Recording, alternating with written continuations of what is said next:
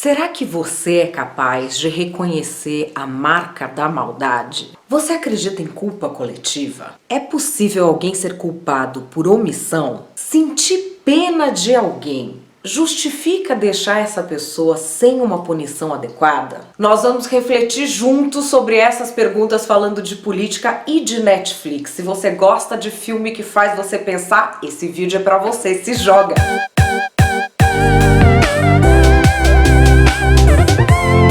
Brasil, tô fazendo agora e sem make, videozinho novo pro YouTube falando sobre a marca da maldade. Eu sou Madeleine Lasco, sou jornalista há 23 anos e vou te mostrar nesse vídeo um caso em que a história voltou para perseguir a sociedade. Vou começar te indicando o documentário que é sensacional sobre esse caso específico. Se chama O Contador de Auschwitz. O documentário todo é a história de um velhinho que tem mais de 90 anos de idade e que foi contador no campo de concentração de Auschwitz. Acabou a guerra, não houve punição nenhuma para ele, ele ficou décadas vivendo numa cidade tranquila, que era a cidade natal dele. Até que a justiça alemã resolve botar este velhinho no banco dos réus. Bom, ao contrário do que muita gente pensa, a Alemanha não puniu exemplarmente os nazistas depois do julgamento de Nuremberg, que é um dos julgamentos mais famosos do mundo. E por que isso? Conveniência. A maioria dos juízes alemães no pós-guerra era nazista. Como é que eles iam punir alguém que tinha mais ou menos o mesmo tipo de culpa que eles tinham? Então, para se dividir, para se diferenciar, eles criaram uma teoria jurídica assim. Era preciso comprovar que aquela pessoa específica tinha cometido um assassinato ou uma tortura para que ela fosse culpada de um crime de guerra. Mas como é que iam coletar as provas disso durante a guerra ou depois da guerra? Pois é, não iam. E foi assim que boa parte dos nazistas ficou impune depois do fim da Segunda Guerra Mundial. Também tem uma outra história que é muito famosa até hoje, muito usada. A pessoa que cometeu as atrocidades não pode ser culpada porque ela estava apenas seguindo ordens. E se ela não seguisse essas ordens, Deus sabe o que seria a represália. É uma história muito bem contada, né? Só que é mentira. Porque houve pessoas, muitas aliás, que se recusaram a seguir ordens para cometer barbaridades. Qual foi a consequência para elas? Nenhuma. Agora a gente chega ao julgamento em si. O velhinho tem mais de 90 anos de idade e ele foi contador no campo de concentração, mas ele não fazia só a contabilidade.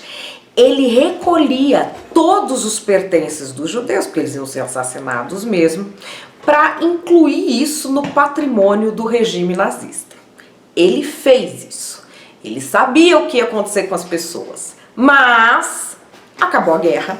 Ele foi morar na cidadezinha dele, ficou lá décadas morando numa cidade pacata sem nenhum problema. E aí é que vem o dilema moral. Tem sentido punir alguém com mais de 90 anos por atos do passado? Bom, pra mim, a parte do filme que me deu um clique para eu começar a raciocinar sobre essa situação é quando o contador, o velhinho, conta um caso que ele presenciou no campo de concentração. Uma mulher judia tinha escondido o próprio bebê numa mala. E ele e mais um colega que recolhiam os pertences começaram a ouvir o choro do bebê e procurar o bebê no meio das malas. O colega dele pega o bebê de dentro da mala, segura o bebê pelo pé e estraçalha a cabeça do bebê em um caminhão. Aí o juiz pergunta a ele, você acha que o que você presenciou foi certo, foi correto o que ele fez? Não, não acho. E o que seria o correto? O correto seria ter dado um tiro no bebê. A semente da maldade estava sim ali. O nazismo jamais teria sido implementado se não fosse o apoio dos maus. E os maus não são só os assassinos, são também os que apoiam, ainda que silenciosamente, e os que calam de maneira conveniente. Esse pessoal pode não ter apertado um gatilho, pode não ter torturado uma pessoa, mas achava que tudo isso podia ser desculpado. Ou seja, são tão maus, tão cruéis e tão fundamentais para implementar uma barbárie quanto os próprios assassinos. O documentário Contador de Auschwitz explica uma coisa muito interessante sobre justiça. O julgamento não foi feito para punir aquele velhinho especificamente.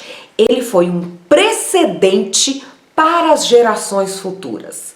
Agora ficou estabelecido que é cúmplice quem cala diante da barbárie ou quem dá qualquer tipo de ajuda para que ela ocorra. Para a justiça alemã, não existe mais esse conceito de que era possível alguém ter participado do exército nazista sem ser cúmplice da barbárie. Não.